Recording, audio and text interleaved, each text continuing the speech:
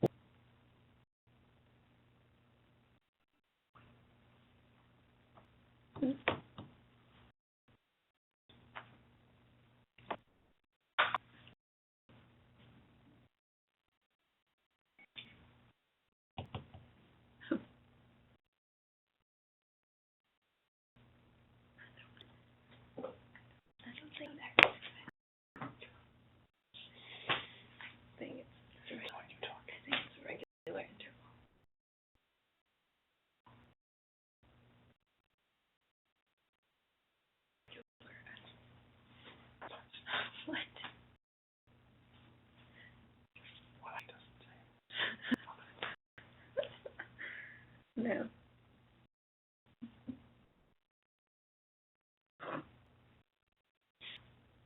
We're having too much fun.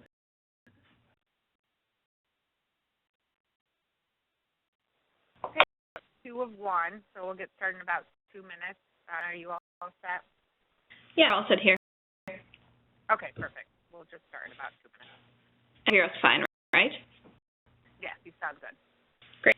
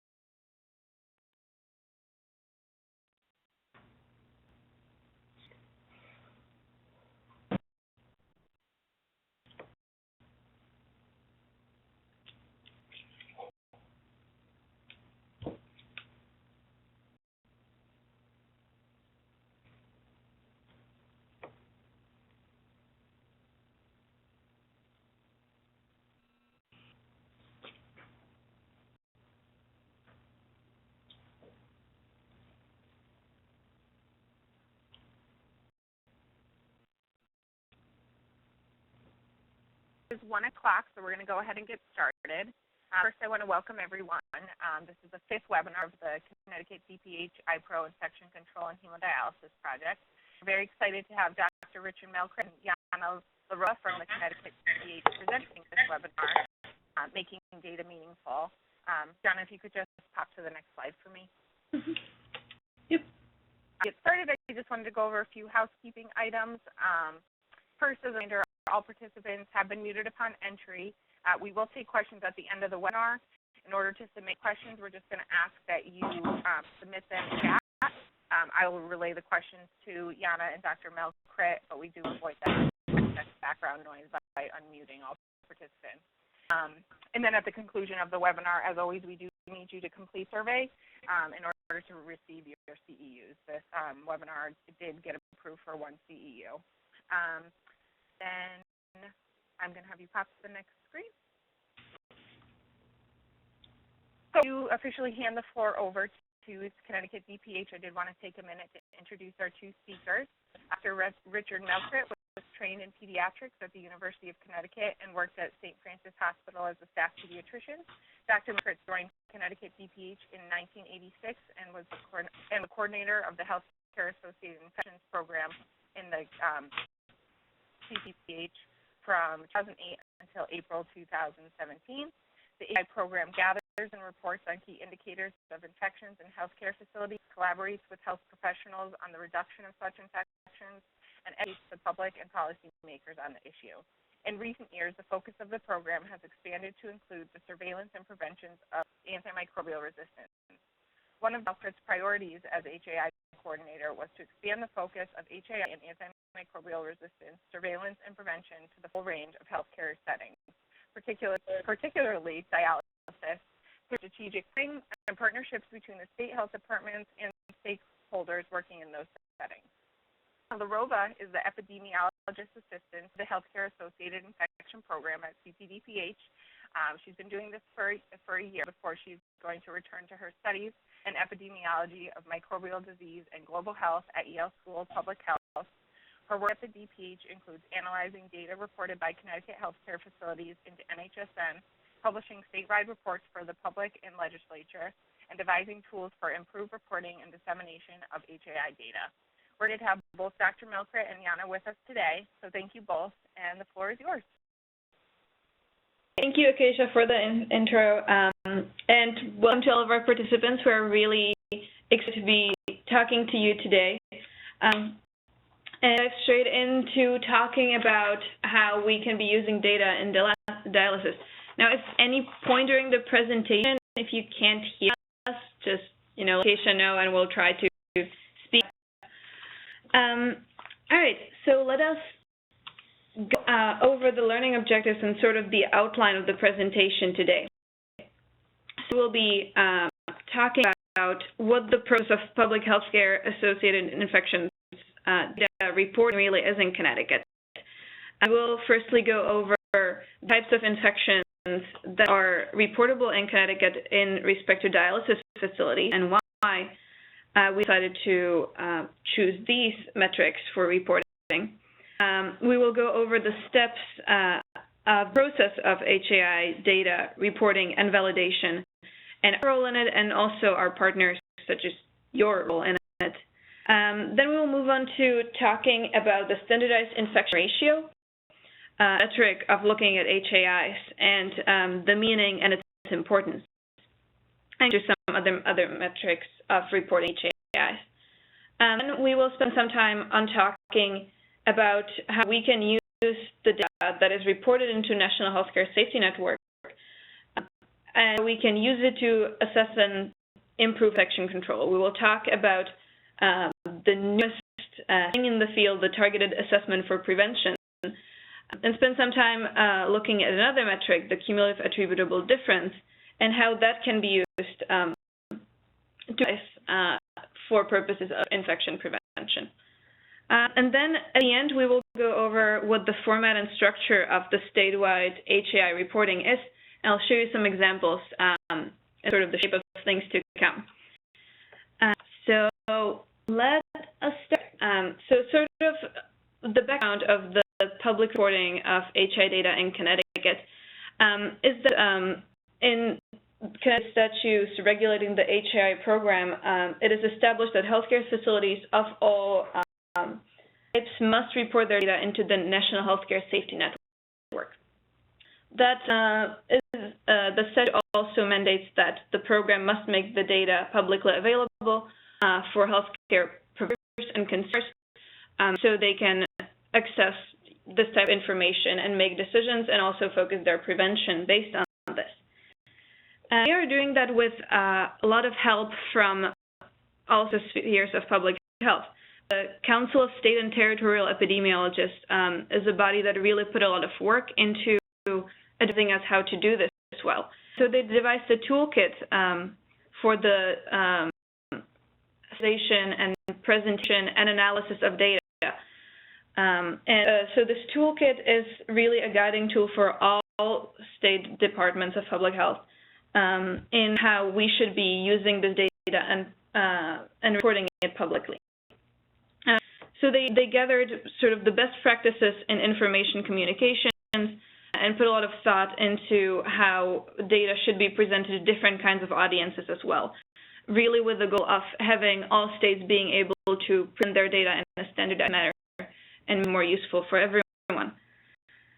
So in 2015, we, for the first time, used this toolkit to publish HAI data on the DPH website using this standard format. We have published it in 2 different flavors and 2 different formats for the consumer and provider audience, and you can access it on our website using the links in the slideshow that you'll get later. But those 2 different formats are really targeted to what is has been determined the different kinds of audiences can use the best and understand the best and make the best use of that information. Up until 2015, the data that we published only included acute hospitals, long-term acute care hospitals, and patient rehabilitation facilities. We are moving to publishing the 2016 data very soon. For the dialysis facilities, info will be included as well.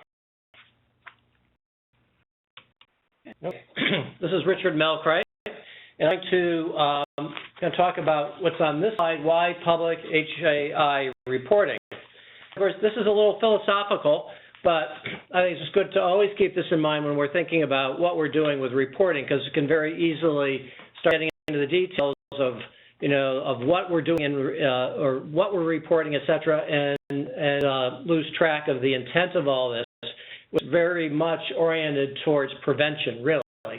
And certainly all sorts of individuals who are interested in healthcare and have a stake, which is pretty much everybody in some form or other, have and need data to both assess quality and to guide prevention. And hopefully by guiding prevention, the quality will improve, is always improving, which is what we're always trying to do as healthcare providers and public health people. Policymakers are very concerned about costs, as you know, and that's not a bad thing in that the money we can save, from avoidable harm, things like that will make people sick, what we don't want to have happen, then can be put into their other aspects of the care that need resources as well. And I think certainly what we're really about is highlighting what best practices are, what's working in the field, the people who are doing the work. We all read articles about best practices and about prevention studies, but what's happening out in the field in the care settings in Connecticut, so people can then share with each other their successes, create a culture of quality and learning so that everyone can kind of make sure that they're keeping an eye on this, because if we're keeping an eye on it, we're more likely to go in the right direction. If I want to lose weight, I just start counting my calories, and it's pretty amazing how by counting that, keeping track of the data, my outcome that I want will follow. And certainly, and it is part of what we do as health providers. And I think in other settings, certainly in the hospital setting, which is the first healthcare setting where a lot of this has occurred, I think people to realize that one of the great things about looking at this data is it's really about care of the patient and the care we're providing, and it actually kind of moves us in the direction of the patient and caregiver focus that we really want to have. It has all these other issues of costs and all, but what we really want to do is improve care. And what better way than to look at how things are going, using the numbers to help us do that. Okay, slide. So some of the details here. With NHSN, the National Healthcare Safety Network, which I think you're all quite familiar with, is very valuable because it does have a definition system. It has, case definitions. It defines what dialysis events could be tracked and potentially reported. You all enter the data, so the data is really gathered right at the bedside, which I think is important. That way, it can be kind of universal, real-time data being entered, but so that means it can be real-time data that you can access and use yourself, even when we're doing what we do, and you'll see, data reports coming out of the state health department, because you give us access to the data as part of the state reporting, you also have access to your own data and can use that real time to make changes really well before we would be publishing an annual report. So it's great that you enter the data. That way you own and touch the data. Sometimes I know, with large dialysis organizations, do the bulk of the data entry, but you all having access to the data, looking at it is really important, because that's really where care is, and that's where you can really focus training as well. I know you've worked a lot with Keisha on the issue of training and really being focusing training, and the data can help focus training as well. Get the access, you grant us access, which is great, because then this data which you gather and can use at your facility, and your LDO can use it for quality control, and we can then gain it without any additional beyond that from you. You give us access to the data. That one time, you just make sure that you've entered our group, and every year you've given us access. We then gather the data and start doing analysis, and you'll see what we've been doing with data analysis. Validation is very important. These data definitions are not the simplest thing on earth.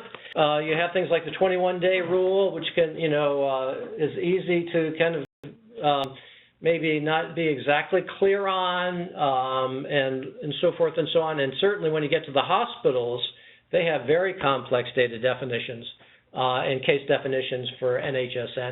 So we do certainly for the hospitals, and we've done this with JEA at iPro in the past for dialysis, is a variety of data checking. And I think Yana also worked with you earlier this spring on what we call intrinsic validation, where we kind of share the data that we're pulling off to do our analysis and say, back to you and say, how's it look? Is there any gaps? Are there, do you see any issues, questions, or concerns? We'll then get feedback from people. We've done that. That's happened this spring. It happens every year when we do this. People say, oh, I think there's a little problem with the data. We can correct that, and that's called intrinsic validation, because you do the bulk of the actual going back and checking. Then there's what they call intrinsic validation, where we or iPro would go out and really look at logs, look at charts, and check on surveillance methods, and also check to see and kind of check on the count, so that we can actually at your facility look at your data and give you feedback on that, on the data, whether there's any undercounting or overcounting dialysis events. That takes a lot more effort. We're not doing that right now. The intrinsic validation is something we can do every year, and something I think we'd like to do, get back to, is trying to do this extrinsic validation, especially because when we worked with JEA, we really came up with, I think, the original validation method for the country. So we will continue to do that if resources will permit in the future. What the Centers for Medicaid Medicare Services, for their quality improvement program, their ESRD quality QUIP program, what they are doing for validation, I'm not clear on. For the hospitals, they ask them to do occasional send in charts, and they will do spot checking. That's one approach. The approach I just mentioned, the extrinsic validation, is a more detailed and more comprehensive approach. And then, of course, we can, you and the facilities can use the data for, again, for quality improvement and training activities in your facility. The public also wants to know what's going on. The policymakers, like legislators, want to know what's going on, either in hospitals, dialysis centers, or other health settings. They have a mandate and responsibility to let the public know what's going on. And that's important to build support for ongoing prevention in our healthcare settings. Then what we've done is we give an annual report to the legislature each year. Last year we included a section on dialysis. It's all done in aggregate, doesn't mention facilities by individual name in the legislature. But on our website, again, consistent with the mandate, we will put out a listing by individual facility, much like CMS does on dialysis compare and hospital compare. As you'll see some examples of both what we put up on our website, and then we'll show you again what dialysis compare looks like in a brief of that. Next, please. All right. Well, now that Rich has given us the grand picture and the why and how, I'm going to really dive into sort of the finer parts of dialysis and walk us through the metrics we use and how they play out. So we're going to get to the standardized infection ratio, but we can start with the simple basics of how do we count infections, right? So we can, the simplest ways are just having a plain old count. There are 8+2 infections in a given facility in 2016. Or then we can go a step higher and talk about rates. So we will be looking over number of infections over time, or better yet, patient time. So, for example, we can have 1.3 local access site infections per 100 patient months in a facility during a given year. These are all different ways of looking at the number of infections that may be valuable for different purposes, right? So maybe for patients, it might be the best to know how many patients there are that have an infection because you are dealing with those specific people. Maybe for epidemiologists who are trying to describe the trends in infection over time in all of the U.S., it might be more useful to be looking at rates. And we definitely see that rates can be useful for dialysis centers, but what is being added in more and more facilities now is a metric called the standardized infection ratio, which adds the adjustment part, which is based on experience of other facilities that might look similar within the state or within the country. So we can look at rates in a little bit more depth. So we know these adjust for the size of facility, right? So we might have two different dialysis facilities, and they both say had 8 infections during 2015. Well, if we just look at the numbers, we might say, well, these are about, same rate of infection, right? What rates allow us to do is to look at how big the facilities are. And we can then see maybe that one of the facilities has 1,500 patient months. It just has more chairs and more patients, whereas the other only had 500 patient months during that year. So for that the patient time and the infections, we will see that although on first glance it looked like the facility might be the same, in fact, one of them is doing significantly better than the state, and one of them is doing worse. And so we definitely see that the rates can be used instead of some of the other metrics, such as the SIR that we'll talk about.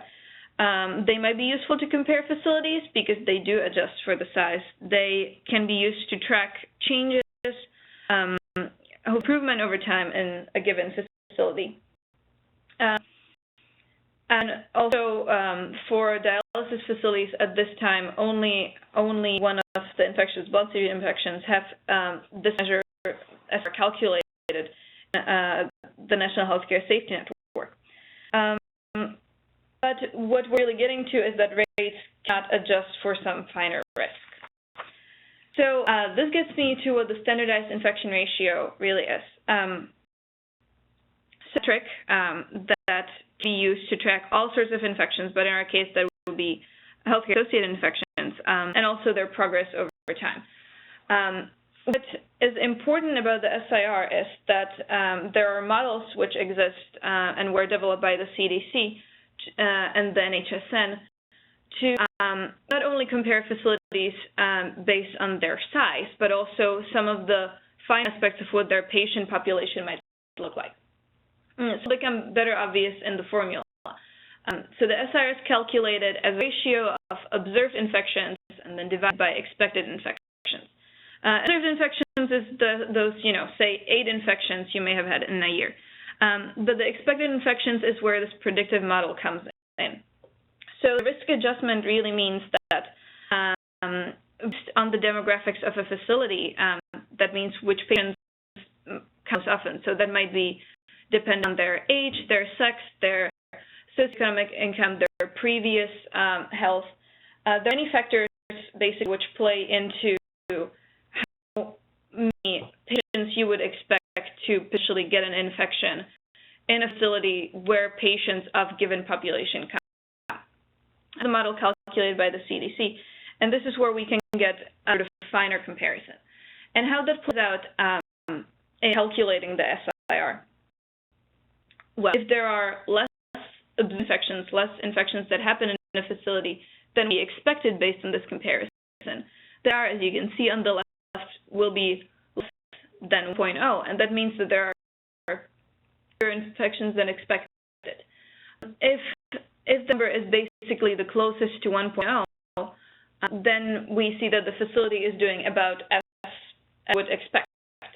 But if there are more observed infections than would be expected based on this model, we see that the SIR higher than 1.0 indicates that the facility has more infections than we expected.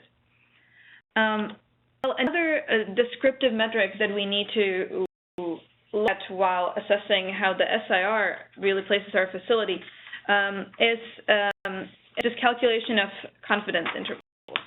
For SIR, the NHSN does calculate 95% confidence intervals. They provide us with additional information about what the data really means. We are looking at the data, we're testing the hypothesis that facility SIR is different from the baseline SIR of 1.0, the national set baseline, and we're trying to get lower than that. So if the confidence intervals do not contain the value 1.0, like the middle line in this picture, if the confidence intervals do not contain the value like the two outer lines, the red and the green one, we say we are 95% confident that the facility SIR is different from the baseline. So on the left we see the line, and that indicates that both of the bounds of the confidence interval are less than 1. That not only is the facility SIR lower than 1.0, but we say that it is statistically significantly better than the baseline. Now, right, we see the red line where both of the bounds of the confidence interval are greater than 1.0. In this case, we say the SIR is statistically significantly higher than the baseline. Then in many cases, the value 1.0 is contained in the interval. We cannot say that it is the SIR of the facility is statistically significantly different from baseline. We can still see maybe it falls slightly below 1.0 or slightly above. So with that, we can delve into some examples and really look at how the output from NHSN looks like and how to interpret it. We have a dialysis facility somewhere in Connecticut. Let's call it subway dialysis. This is an example of facility where we say that it is doing statistically significantly worse. So expected infections are about 3.5, but during this given year, they had 11. That results in a high SIR. So we can already determine that SIR is greater than the baseline. But then we look at the confidence interval, and we see that the interval does not contain 1.0 in its bounds. So we say that the SIR is statistically significantly higher, different from the baseline, and in this case, it is statistically significantly higher.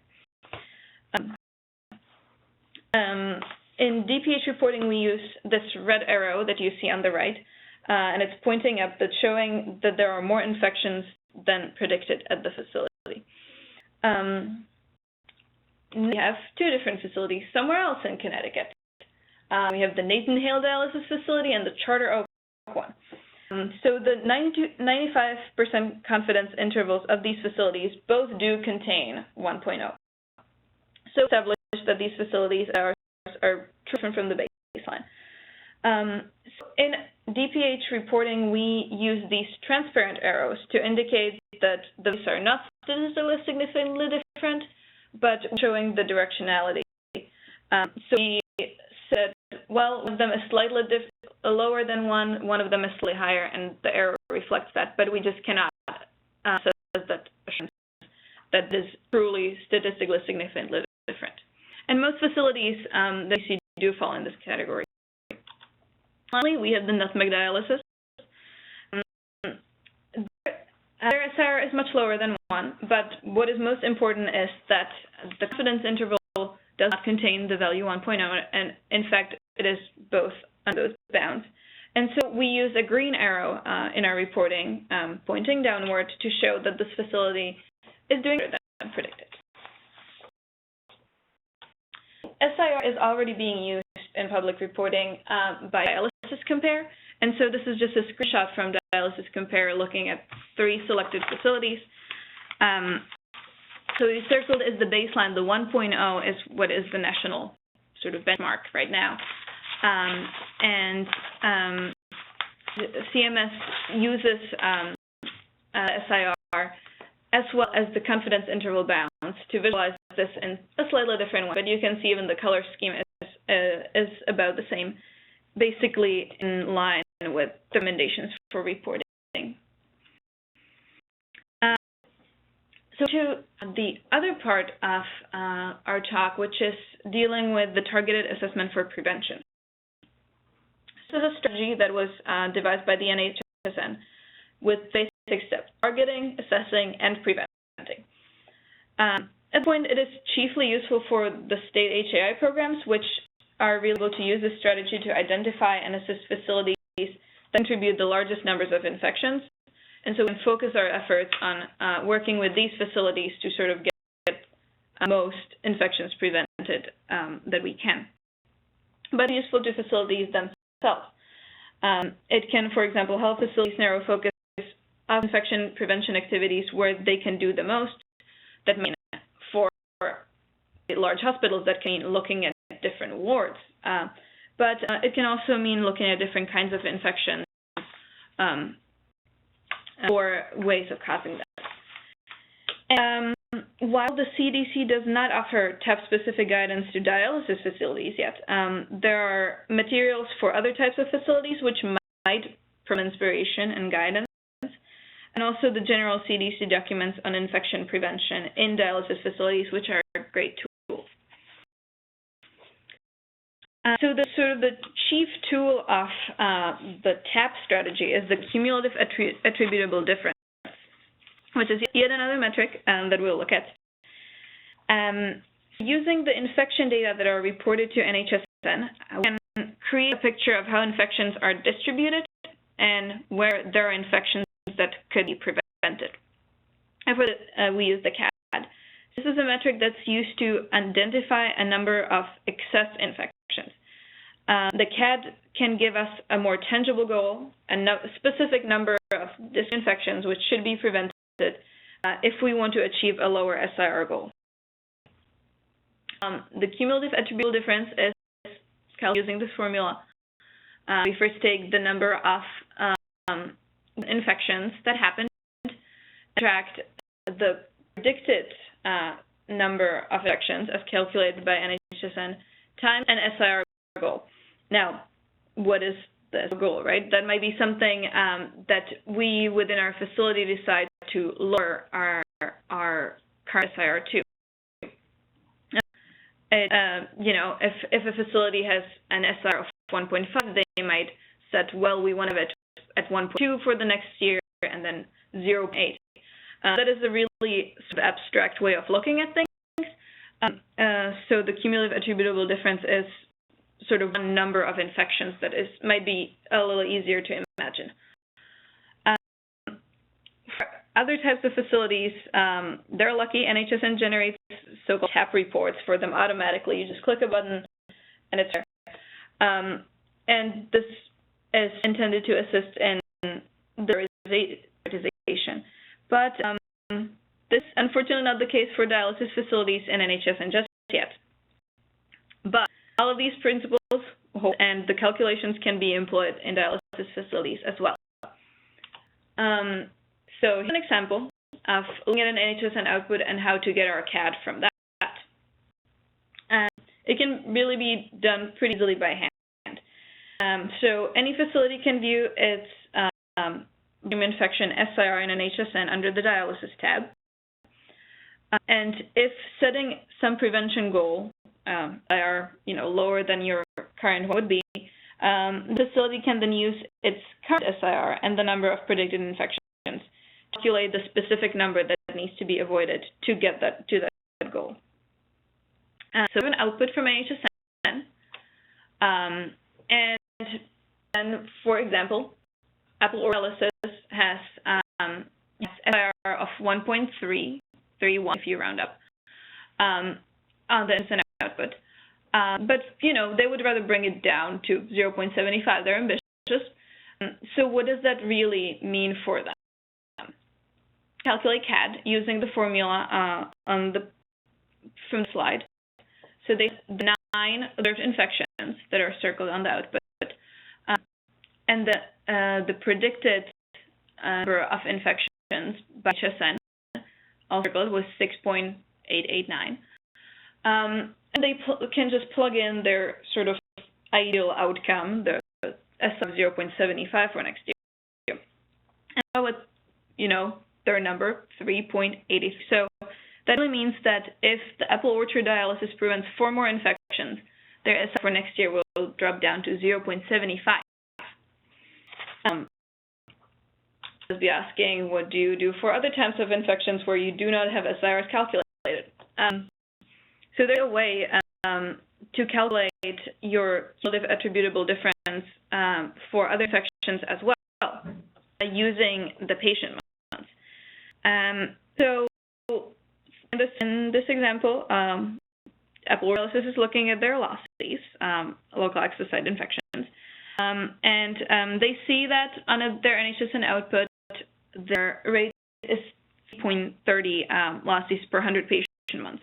But they want to bring it down to the statewide rate, which currently sits at 0.88 velocities per 100 patient months. They can use this formula to do that themselves. So using patient months or rates, we can calculate CAD as in a similar way, looking at observed infections and then having our rate multiplied by the state rate or by the desired rate. So if you want to go lower than 0.88, you can just multiply by 0.5. And what this means is that Apple Orchard dialysis arrived at their 18.34 infections that are cumulative attributable difference. If they prevent 19 more infections, their SIR next year will match the state average. So where does this go? While being just a number of patients, can really be used for prioritizing infection focus. It can be maybe looking at different types of infections. You can go to your facility's data and calculate CAD for different types of infections and see, well, we aren't really having many excess infections here, but looking at something else, we might really be able to help a lot of people. Be used to prioritize by access type, as NHSN also give you results specifically based on type of access for a given patient. You can sort of go on a lower level than that even, maybe within your bloodstream infections, higher for your cassette patients than for types. So you can try to focus on those specifically. And within groups, or in our case, real estate, we can channel focus on prevention in facilities that have higher CAD. And this can all be tied together with going back to all those resources that are provided for infection prevention and channel those towards places where there are the most infections. And with we can now move on to how NHSN data and infection control is used for public reporting. So this slide shows you the format of presentation of dialysis facilities data in the statewide report that's coming up for 2016. So a little background for this. This is using the same format, same wording, same legend, and will be in the same document that we have used in 2015 for other types of Connecticut healthcare facilities. this is consistent for the ease of comparison and using the same format for sort of consistency.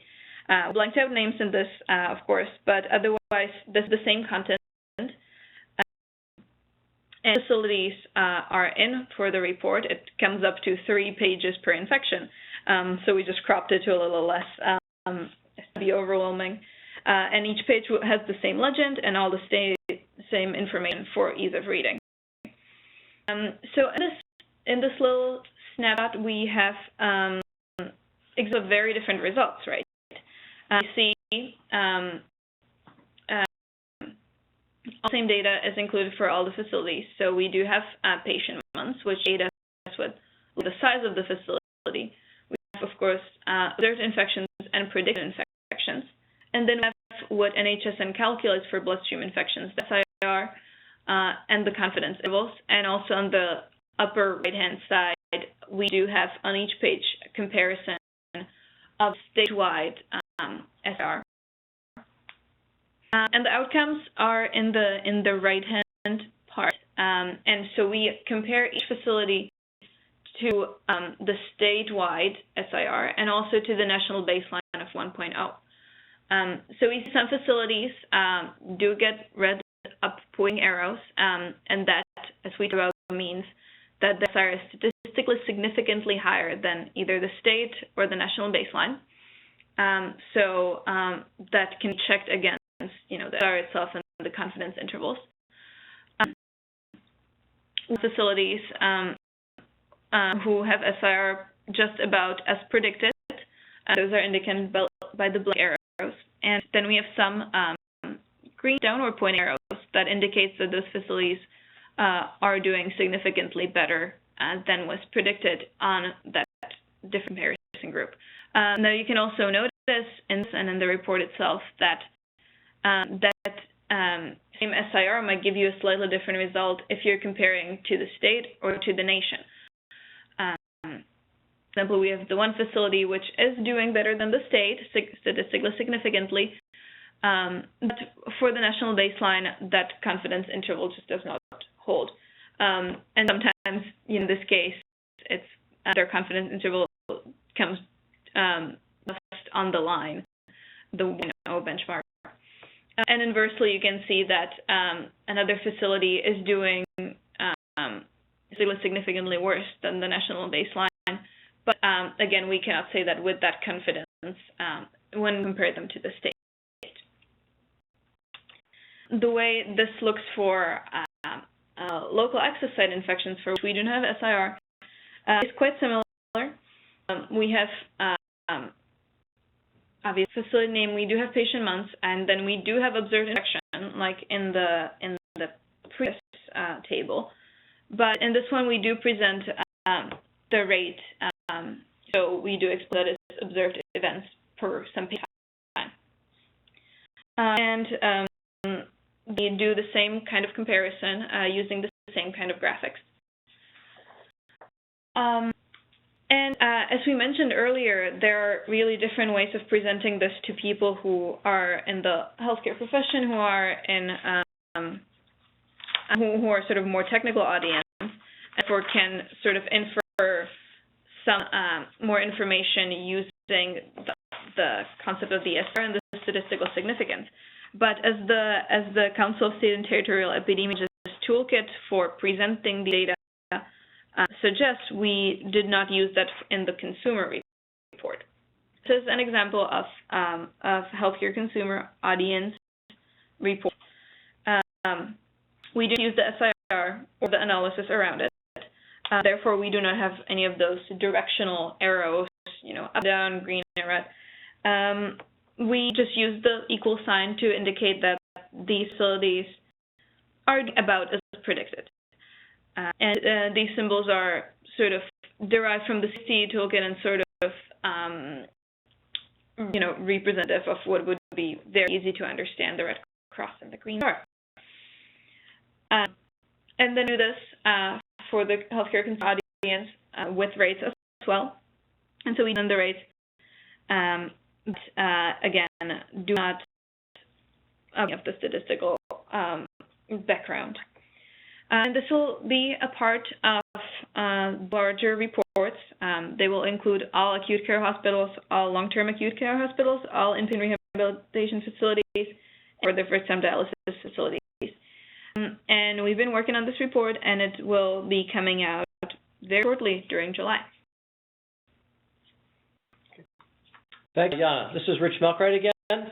So I think you've gotten a lot of information, both about, I think, the kinds of mathematical tools we can use to identify how things are going and to guide, I think, prioritization, planning, training, and quality improvement activities.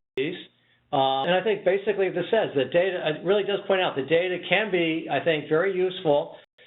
Shows us things that we may have a sense of, sometimes things we didn't really expect to see when we look at the numbers and then do the statistical analysis to help bring these things out.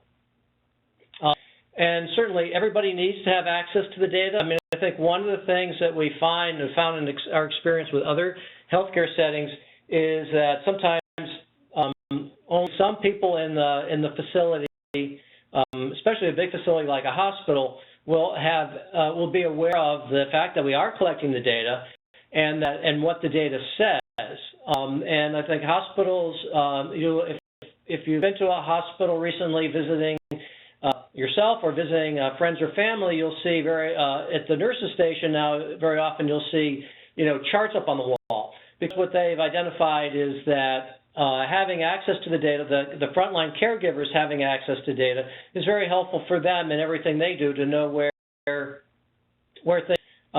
to go. And I think the idea of the TAP strategy is to translate some of this kind of esoteric size infection ratio kind of information and maybe even rates back into very concrete measures of like, well, how many infections do we want to prevent? Can we prevent here to achieve a goal? And then, of course, when you achieve that prevention goal, you try to keep moving forward to tamp down and hopefully eventually hit zero if at all possible. So having access to the data is really critical, and I think building it into training programs is really critical, certainly in terms of your planning and focusing of your activities, but also even explicitly to kind of try to go over data and get goals with frontline staff. It can be very helpful. And NSHN has these tools. Both the data is lying in there, and there are tools for analysis.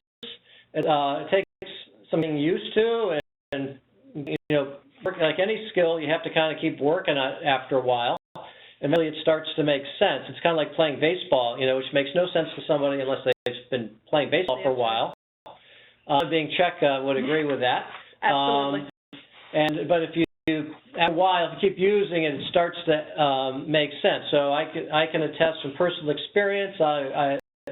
I'll give a testimonial as I start to use NHSN more and more. It's actually making more and more better sense and becoming more and more useful. So I highly kind of put in a plug for that for all to continue. That's one of the reasons why we're having this webinar, is I think the more we kind of talk about the data and getting the data out, looking at it, creative ways of examining it and sharing what we're finding among ourselves, again, creates a learning community of using data for the service of patients. And to that end, DPH and IPRO are very happy to work with you on that. I know that Acacia's taking data when she goes out and does site visits as part of her feedback to people and her kind of technical assistance she's giving. Jay has done that for a long time, and we're certainly committed to that as well. So we continue to work with you on that and hopefully make data more and more useful over time for you in your roles for quality improvement and training. And that's the last of what we have to say. So I'll turn it back to you, Acacia, and we'll go there. Okay, thank you, Dr. Melkright and Jana. I think that was great. I think that will be really for our facilities. It kind of opens the door and sets the stage why data is so important. So I just want to remind all the participants that the floor is open for questions. Again, we do want you to submit questions via chat versus unmuting all the attendees, because then we will a lot of background noise. So if you do have any questions for Dr. Melkret or Jana, please just type them into the chat. I will relay that to them. I will give some conclusions if you don't mind typing down the screen, Jana, just why any questions may come in. Yeah. See, the mouse is not very happy. All right. We lost your screen off the conclusion. Oh. That's to share your screen back. Yes. Sorry. Okay, we got it. All right. Yes. Perfect. So again, we'll take those questions in the chat. I'm keeping an eye on it right now, but I do want to remind everybody to make sure to complete the post-webinar survey. This will qualify you for CEUs, your attendance and completion of the survey. We will distribute the presentation slides and the CEUs within the week, within 1 week, not the end of this week, but by Tuesday of next week. The next webinar will be on Tuesday, November 14th in 2017. We're skipping September because that will be the in-person plenary. Registration information for that September plenary will be sent out by Tuesday, July 18th, so keep a lookout for that. This conference will be a 2-day conference, so it's going to be September 12th and 13th. And in that, facilities have to attend both days. It's just opening both days up so that they have the selection between one or the other, so hopefully participation is easier. Questions are still open. I'm keeping an eye on that chat. Dr. Melkret are available till 2, so I want to make sure I leave that open. Again, I just want to thank both of you for your presentation and your hard work on this. I know how much you guys do behind the scenes and what it means for our facility, so thank you for everything you do. Looks like we have questions coming in.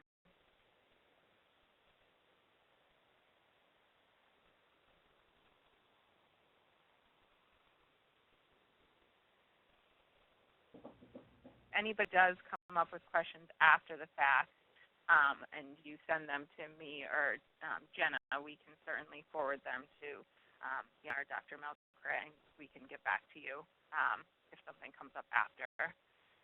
Folks should, as Jana mentioned, we will be posting these data, the data tables for dialysis and the other healthcare facilities within, well, hopefully next week, but certainly sometime in July. I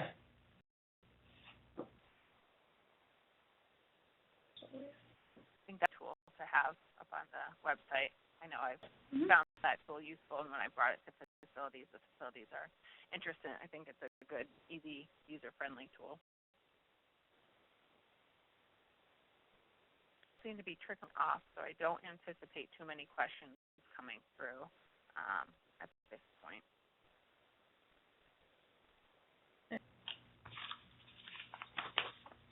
Yeah, it looks like everyone is logging off. I can see the decrease in attendees. But I want to thank you guys. I will kind of leave it hanging just in case anyone trickles. But thank everyone for coming, and thank you guys again for your hard work.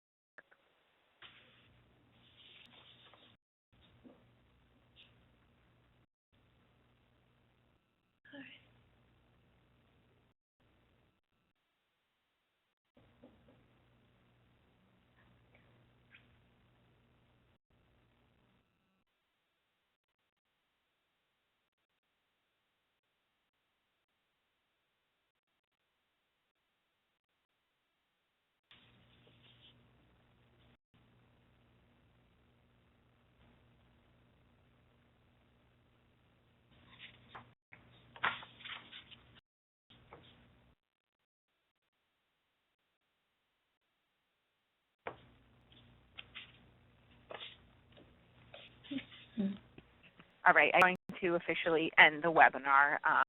It looks like most people have logged off, but Jana and Dr. Okay, thanks, everybody.